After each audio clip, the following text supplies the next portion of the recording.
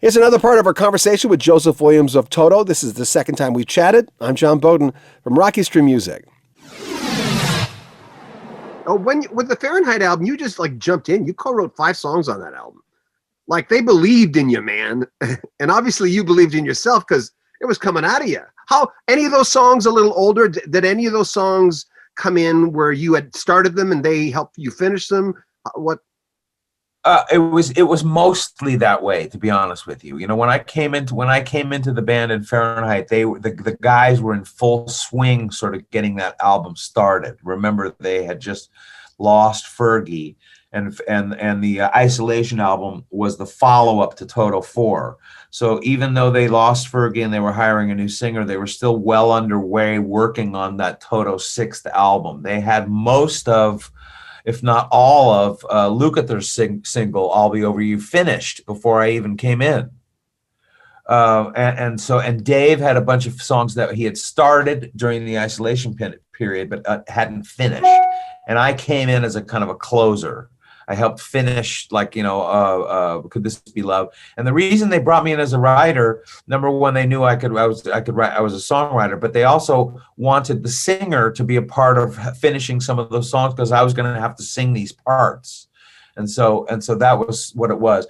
The couple of songs that we wrote from top to bottom that were fresh were like "Till the End." That was one song that Dave and I sat down together from scratch and wrote. But like a song like "Could This Be Love," he had a lot of that pieced together with like background vocals from Fergie and stuff like that. And then I came in and wrote some melodies and helped finish the words and stuff like that. That's how I became a co-writer on that. That was sort of my role in the beginning. And Fahrenheit was the same thing. They had an idea for a song, and I helped them finish it by coming in and singing the Michael Jackson style melody, and, you know, just sort of that. They were looking for somebody who could come into the studio and just add to the party in terms of, you know, songwriting and ideas and stuff, which you know, they always had that with Bobby. Bobby was always a great writer. I don't know what the situation with Fergie was. I know he co-wrote a couple things, but they had me writing right off the bat. "We Can Make It Tonight." To me, that's a Joe Williams torque song. I remember writing that guy's got torque, man, on that voice, because when you really go in there, and on the 14th album, I called it the Joe Williams growl. Of course, it's not a growl, but isn't that a hard song to sing when you're really getting in there on the chorus? It is. We actually tried to do it live a couple times, and it was not an easy song to do live. So a lot of Toto songs are created and finished in such a way in a studio that translating them to stage is very difficult. That was one of them. Yeah, that song started, like, that was an idea I started with my friend Barry Bregman, who actually wrote a couple of things with me on my solo album. He was my first manager back when I was 20, and he also you know, could play the piano a little bit. And so he and I started that piece, which ended up becoming that whole song. I finished it with I think Jeff helped us finish it, whatever.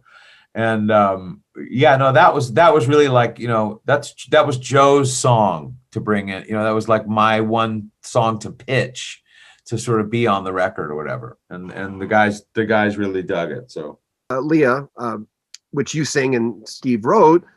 By the way, I thought that was Steve when I first heard that. Everybody has, all the way up until 2019. I mean, people would come to the concerts for sound checks and ask that question, and they would stand there and go, "Really? Are you know?" They would not believe it. They would not. But did I not hear you say once you wanted to sing it like Steve would sing it? Well, that was the whole thing. Was, first of all, I was brand new in the band, and one of the qualities that I had that the guys liked was that I was a studio singer. I used to do commercials and stuff. And one of the things you have to do is sometimes change the tone of your voice so that you can sound like another singer.